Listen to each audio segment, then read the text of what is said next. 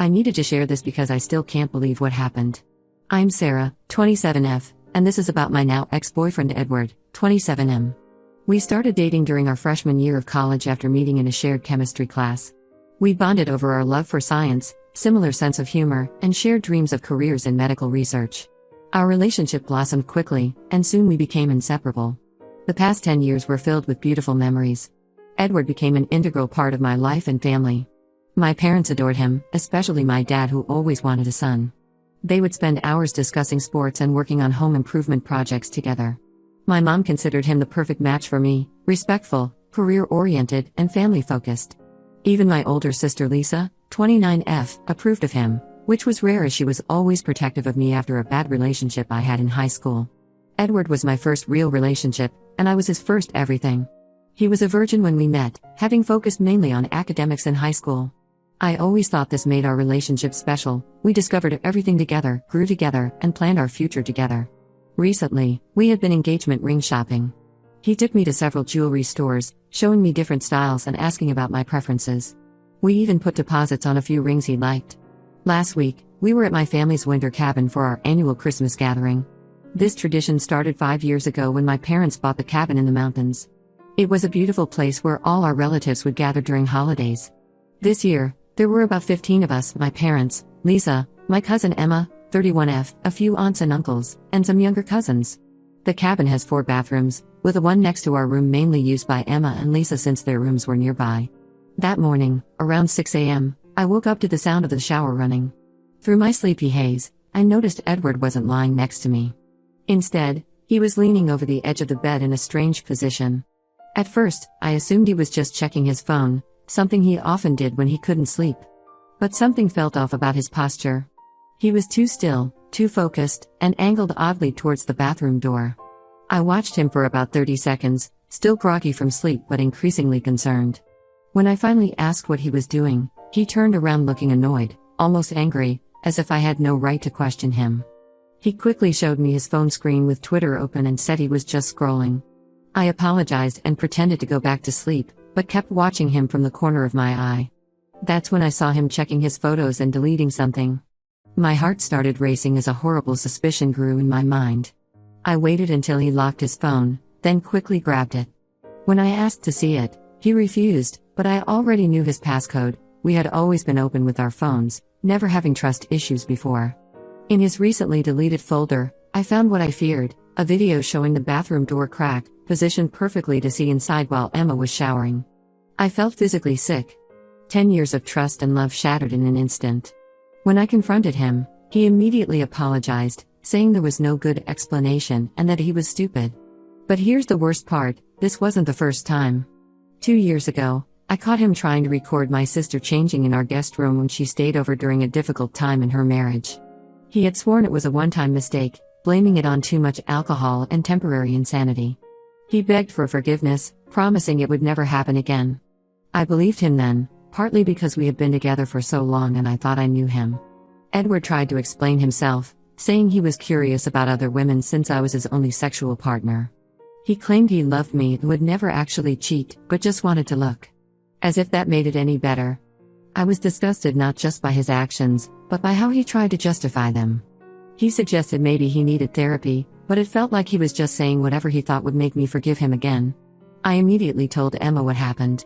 She was horrified and wanted to tell everyone, especially Lisa since she had also been a victim. But I begged her to let me handle it first. I didn't want to ruin Christmas for the whole family, particularly my younger cousins who adored Edward. We quietly packed our things and left early, telling everyone Edward had a work emergency. Emma agreed to wait until after the holidays to tell others, but made it clear she would eventually tell Lisa. The 3-hour drive home was the most uncomfortable experience of my life. Edward kept apologizing and crying, saying he would get help, that he didn't want to lose me, that we could work through this. But all I could think about was how many other times he might have done this without getting caught. How many other women had he violated? Had he shared these videos online? Posted them somewhere? The thought made me sick. We had been planning to move in together next month. We had already put a deposit on an apartment and bought some furniture. All our friends were expecting an engagement announcement soon. Now everything is ruined. 10 years of memories tainted by this betrayal. I can't even look at old photos without wondering if he was secretly recording someone during our happy moments. I broke up with him as soon as we got home. He's been calling and texting constantly, begging for another chance. His family called too, asking what happened. His mother, who had always treated me like a daughter, left tearful voicemails asking me to reconsider. I haven't told them the real reason. Part of me wants to expose him to everyone, but another part feels ashamed, as if I should have seen this coming after the first incident with my sister. Now I sit here, looking at the engagement rings we had put deposits on, wondering how I could have been so blind. How did I not see this side of him? Was I just fooling myself after the first incident? I need advice on how to handle this situation. Should I tell his family the truth? Should I inform our mutual friends? And most importantly, should I tell Lisa that her incident 2 years ago wasn't just a drunk mistake? Update 1 first, I want to thank everyone for their support on my last post. A lot has happened since then, and none of it is good. I finally told Lisa about what Edward did 2 years ago. Her reaction was worse than I expected. Lisa broke down completely. She revealed that after that incident, she had felt uncomfortable around Edward but kept quiet because she thought she was overthinking things. She also told me something that made my blood run cold. Apparently, during family gatherings, she had noticed Edward following her with his phone several times, especially when she was going to change or use the bathroom. She never said anything because she didn't want to cause problems in my relationship without solid proof. The worst part came when Lisa told our parents. My dad, who had treated Edward like a son, was furious. He wanted to confront Edward and his family immediately.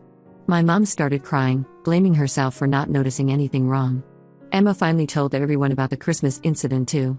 That's when other female relatives started speaking up. My younger cousin Katie, 19F, said Edward had offered to help her with college applications last summer. During their study sessions, she caught him trying to position his phone to record up her skirt, but she was too embarrassed to tell anyone. My aunt Sarah mentioned how Edward always volunteered to help set up the security cameras at family events, which now seems suspicious. I was devastated. Not only had Edward betrayed me, but he had also been secretly violating my family members for years. I decided to block him on everything, but before I did, I downloaded all our conversations and his messages. Something told me I might need them. Last week, one of our mutual friends, Rachel, reached out to me. She said Edward had been telling everyone a different story. He claimed I was making up lies about him because he caught me cheating. He even showed people edited screenshots of conversations to prove his point. Some of our college friends actually believed him and started posting supportive messages on his social media. I was furious. I forwarded all the evidence to Rachel, the original messages, the testimonies from my family members, everything. She was shocked and immediately cut ties with Edward. But the damage was done. Edward had already convinced several people that I was the villain. Things got even worse when his mother showed up at my workplace. She caused a scene, crying and demanding to know why I was spreading lies about her perfect son. My coworkers had to call security to escort her out. I had to explain everything to my boss, which was humiliating. Then yesterday, Emma called me in panic. She found a hidden camera in her bathroom at home. It looked exactly like the ones Edward had helped install at her housewarming party 6 months ago. She's having her entire house swept for cameras now. The police are involved, but they said without concrete evidence of him placing the cameras, there's not much they can do. They're investigating the camera found at Emma's house, but Edward is denying everything. I feel like I'm living in a nightmare. The sweet, caring man I loved for 10 years turned out to be a predator who targeted my family members. Now he's trying to destroy my reputation while playing the victim.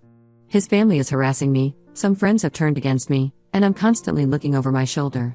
My dad wants to confront Edward directly, but I've convinced him to let the police handle it. We're documenting everything and saving all evidence. I'm also planning to get a restraining order since Edward keeps finding ways to contact me through different numbers and accounts. The hardest part is realizing that the man I almost married never really existed. He was just a facade hiding something much darker. I keep questioning every moment of our relationship, wondering if there were signs I missed. I'll update again if anything significant happens. Right now, I'm focusing on supporting my family members who were victimized and trying to protect myself from Edward's lies. Update 2 more truth has come to light, and it's even worse than I imagined. After Emma found the hidden camera in her bathroom, she didn't trust the police to handle it quickly enough. She hired a private investigator recommended by her lawyer friend. The investigator did a thorough sweep of her entire house and found 3 more hidden cameras, one disguised as a smoke detector in her bedroom, one behind the mirror in her guest bathroom, and one hidden in a fake sprinkler head facing her backyard pool. The cameras were sophisticated, with motion sensors and wireless capabilities.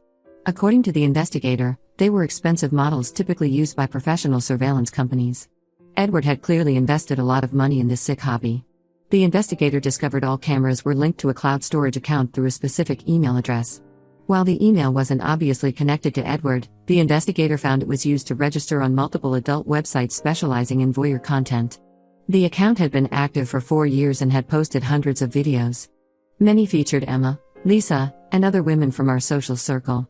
Some videos were from gym changing rooms, hotel bathrooms, and pool parties. The investigator even found videos from our college days, meaning Edward had been doing this throughout our relationship. Most disturbing were the comments Edward left on other videos, sharing tips about camera placement and discussing the best ways to avoid detection.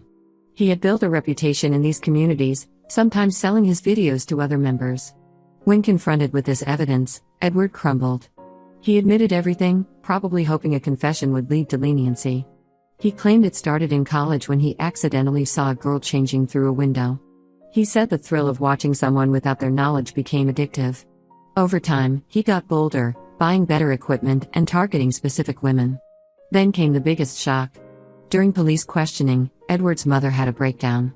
She admitted finding some recordings on his laptop during his final year of college.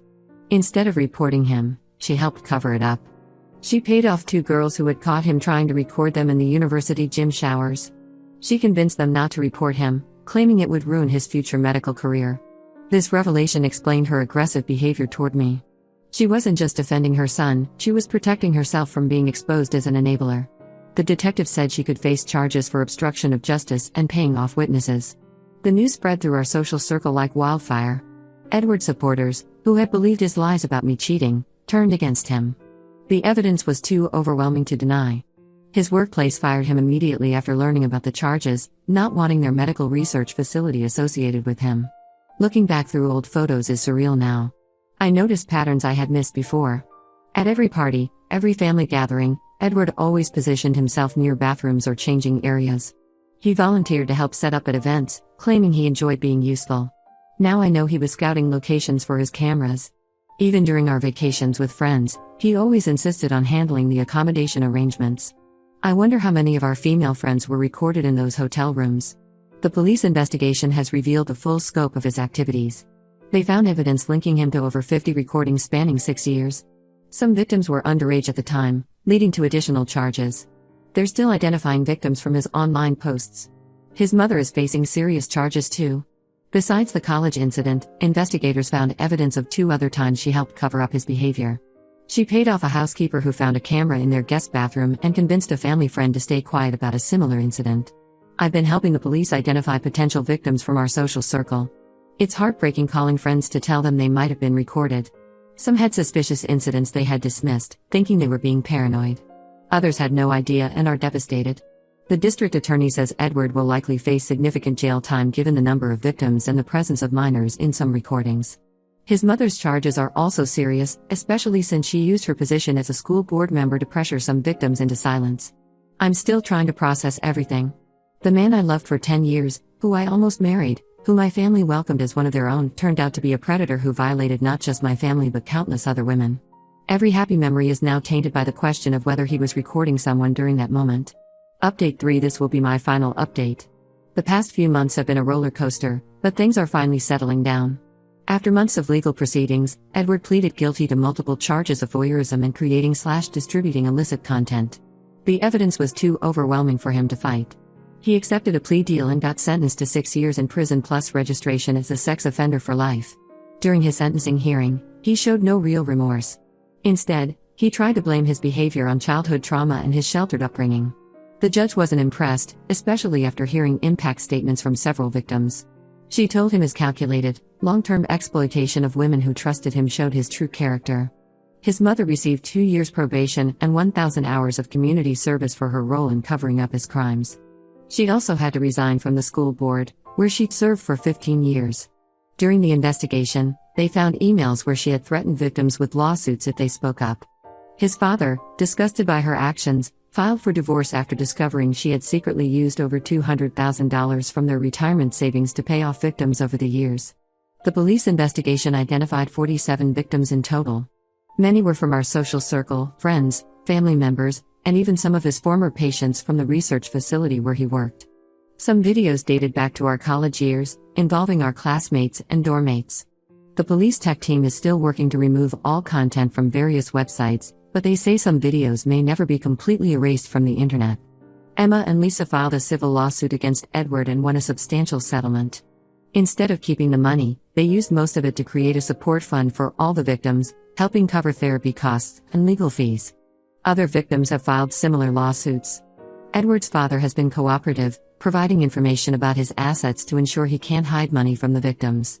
I sold the engagement rings we had put deposits on and donated the money to a victims advocacy group. I also decided to move to a different city for a fresh start. The memories in our old town were too painful. Every street corner reminded me of Edward.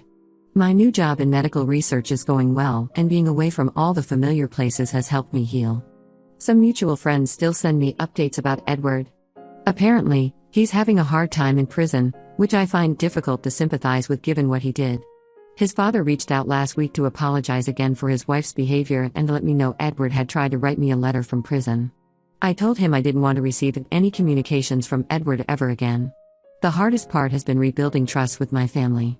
They felt betrayed not just by Edward, but also by me for defending him after the first incident with Lisa. My dad especially struggled with it. He blamed himself for welcoming Edward into our family and giving him opportunities to harm more women. We're working through it slowly in family therapy. Emma and Lisa have been incredibly supportive, saying they understand why I wanted to believe him after the first incident. I've stopped looking back at old photos or questioning past memories. I deleted all our pictures together and blocked anyone who still supports him. What's done is done. I'm focusing on moving forward and building a new life.